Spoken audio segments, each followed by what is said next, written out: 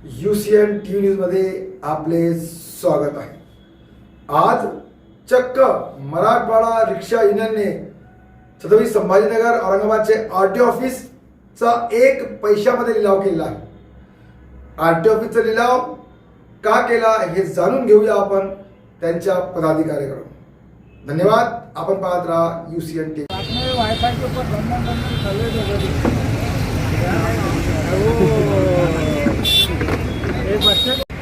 जो खासगीकरण का धोरण है, इसके विरोध में आज हम यहाँ पर छत्रपति संभाजी कार्यालय इसका प्रतीकात्मक लिलाव करके इसका निषेध व्यक्त करते हैं। आज हमारे लोकशाही के साधन जो शासकीय पर एक सर्वसामान्य वाहन धारक जाकर अपनी मांगे रख सकता या अपनी अड़चन सुना सकता, ऐसे कार्यालय का खासगीकरण करके प्राइवेट लोगों के हाथ में देकर लूटने का काम वाहन धारकों को ये केंद्र सरकार कर रही है। इसके विरोध में आज RTO कार्यालय का हम लिलाव करके इसका निषेध व्यक्त कर रहे हैं। चालू होंगी 100 रुपये से, 100 रुपये से बोली चालू करके हम करेंगे।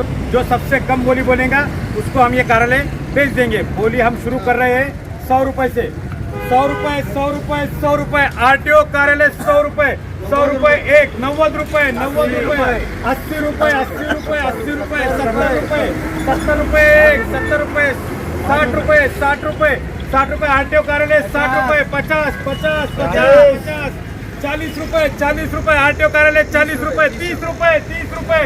RTO कार्यालय 20 रुपये, 20 रुपये एक, 20 रुपये दो, 20 रुपये, 10 रुपये, 10 रुपये, 10 रुपये, 5 रुपये, 5 रुपये। RTO कार्यालय 5 रुपये, 5 रुपये एक, 5 रुपये दो, 5 रुपये, 4 रुपये, 4 रुपये। RTO कार्यालय 2 रुपये, 2 रुपये, 2 रुपये। RTO कार्यालय 1 रुपया। RTO कार्यालय 1 रुपया। बहुत अच्छे, बहुत अच्छे। 90 पैसे, 90 पैसे, 90 पैसे, 50 पैसे। RTO कार्यालय 50 पैसे एक, RTO कार्यालय 50 पैसे दो, 20 पैसे। RTO कार्यालय 20 पैसे, 20 पैसे। RTO कार्यालय 20 पैसे एक, RTO कार्यालय 10 पैसे, 10 पैसे, 10 पैसे। RTO कार्यालय 10 पैसे एक, 5 पैसे, 5 पैसे, 1 पैसा। RTO कार्यालय हमारे इमरान पठान ने 1 पैसे में खरीद लिए। हम इमरान पटेल को विनती करते कि वो आके हमारा RTO कार्यालय का पदभार ले। आइए। और इसी के साथ फूल का अपने फूल अंदर रखेगा और RTO कार्यालय हम इनका स्वागत करके बेच रहे हैं। 1 पैसे में हमारा RTO कार्यालय इमरान पटेल ने खरीद लिया है। और इसी के साथ ये प्रतीकात्मक लिलाव करके हम ये खासगीकरण का जाहिर निषेध कर रहे हैं। अगर जल्द से जल्द केंद्र सरकार की नींद नहीं खुली तो हम उन्हें जोड़ो मारो आंदोलन दिल्ली में जाकर करेंगे। औरंगाबाद UCN TV न्यूजमध्ये आपलं स्वागत आहे। छत्रपती संभाजीनगर औरंगाबादच्या RTO ऑफिसचं तसं तर खूप चर्चेमध्ये असतो, पण आज वेगळ्या विषयासाठी चर्चेत आहे। आज मराठवाडा ऑटो रिक्षा युनियन आणि युवा एकता मंडळ यांनी चक्क RTO ऑफिसचा लिलाव इथं केलाय, ते पण 1 पैशामध्ये। आता आपण माझ्या जो व्हिडिओ आहे त्याच्यामध्ये लिलाव झाला आपण बघणार आहोत, पण त्याचे पदाधिकारी कार्यकर्ते माझ्या सोबत आहेत ज्यांनी याचा लिलाव केला व ज्यांनी हे पुन्हा आंदोलन केले माझ्या सोबत आहेत। आपण त्यांच्याशी प्रश्न विचारूया, कारण नेमकं त्यांनी का आपल्या संभाजीनगरचा RTO ऑफिस निघला। सर, आज आपण आईचा लिलाव केलेला आहे RTO ऑफिसचा, का म्हणून लिलाव केला? साहेब, हा लिलाव केंद्र शासनाची जी खाजगीकरणाची ATS योजना लागू केलेली आहे। ATS म्हणजे काय? ATS म्हणजे ऑटो टेस्टिंग सेंटर। या ऑटो टेस्टिंग सेंटरमार्फत खाजगी लोकांना शासकीय कामात हस्तक्षेप करण्याचं एक अधिकार या केंद्र सरकारनं काहीतरी पैशाच्या प्रलोभाने दिलेला आहे।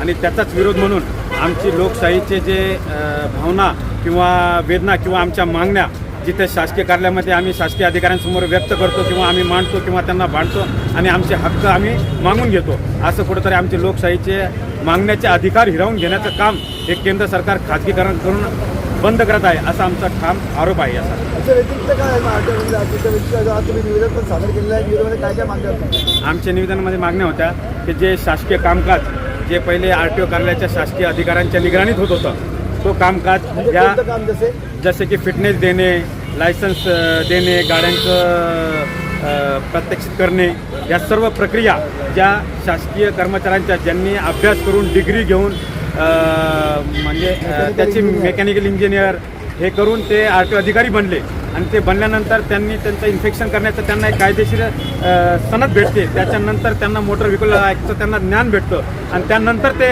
पोस्टवर जाऊन ते त्याचं व्हेरिफिकेशन करून त्याचा फिटनेस जारी करतात.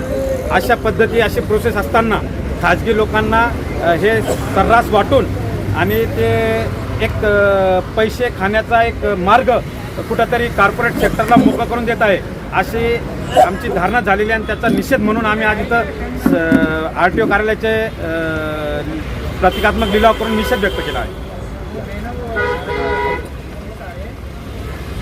आपण जे आहे तर या संघटनेमध्ये संघटनेचे अध्यक्ष आहोत.